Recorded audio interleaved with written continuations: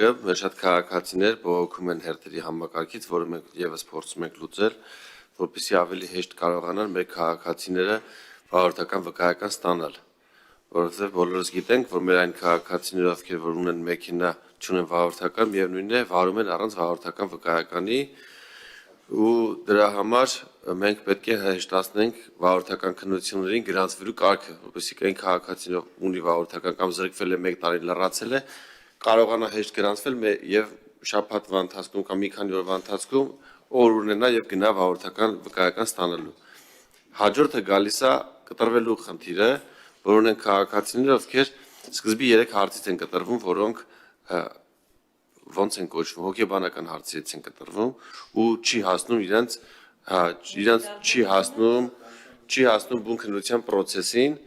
հիմնականում դրանք լինում են ոչ լուրջ սխալներ ու քաղաքացի երկրորդ անգամ տալուց շատ հեշտ հաղթահարում է այդ խնդիրը, բայց ստիպված է լինում էլի գրանցվել, որ տևում է տվյալ դեպքում մի քանի շաբաթ ու էլի քաղաքացին փաստացի մեծ հավանականությամբ վարում է առանց վարորդականի։ Մենք որպես առաջարկում ենք, որպեսզի տանք հնարավորություն վճարելու դեպքում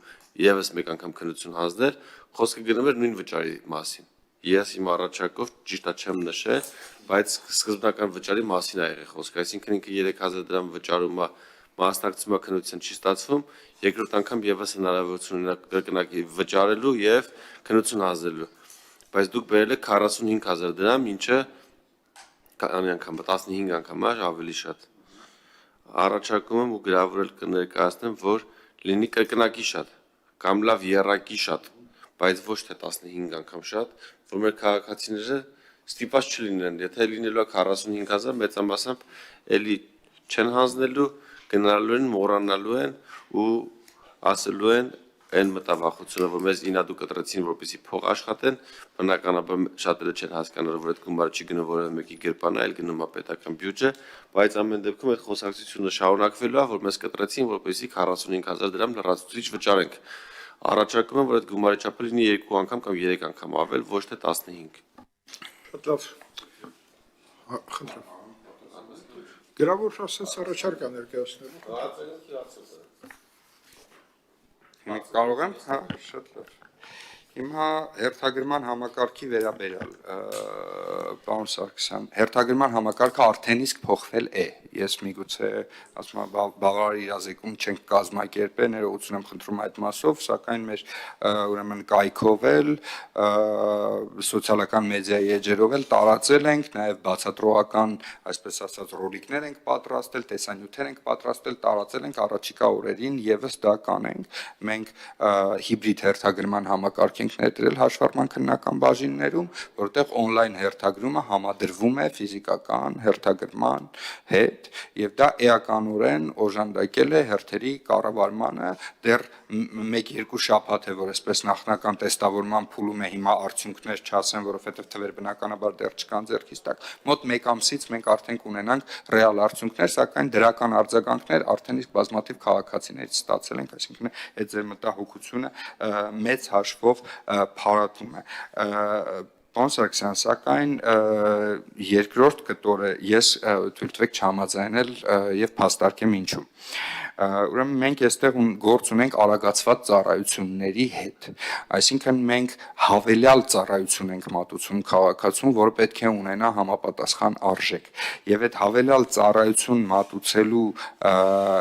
մեջ կա նաև տրամաբանություն, հա, ինչի համար է օրինակ սահմանված այն արգելքը, որ եթե առաջին անգամ կտրվել ես, դրանից հետո 7 օր ժամկետ է տրվում, կամ եթե երկրորդ եւ հաջորդական անգամ կտրվել ես, դրանից հետո տրվում է 1 ամիս ժամկետ, որպեսզի անձը կարողանա գնա իր կրթության, իր գիտելիքների, իր հմտությունների վրա աշխատի,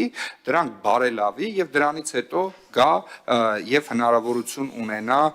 ուրեմն այսպես հնարավորություն ունենա ապացուցել, որ ինքը այդ գիտելիքները եւ հմտությունները ձեռք է բերել։ Արագացված ծառայությունը ինչի ենք ընդհանրացնել եւ այս կտորը առաջ բերել, որովհետեւ բազմաթիվ էին ձեր նշած այդ դիմումները, որ գիտեք ինչ տեխնիկական պատճառով ենք սխալվել,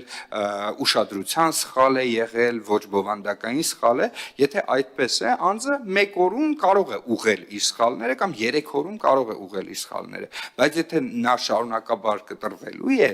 ուրեմն նա պետք է անցնի որոշակի ժամանակահատված, կրթության վրա աշխատի եւ գա։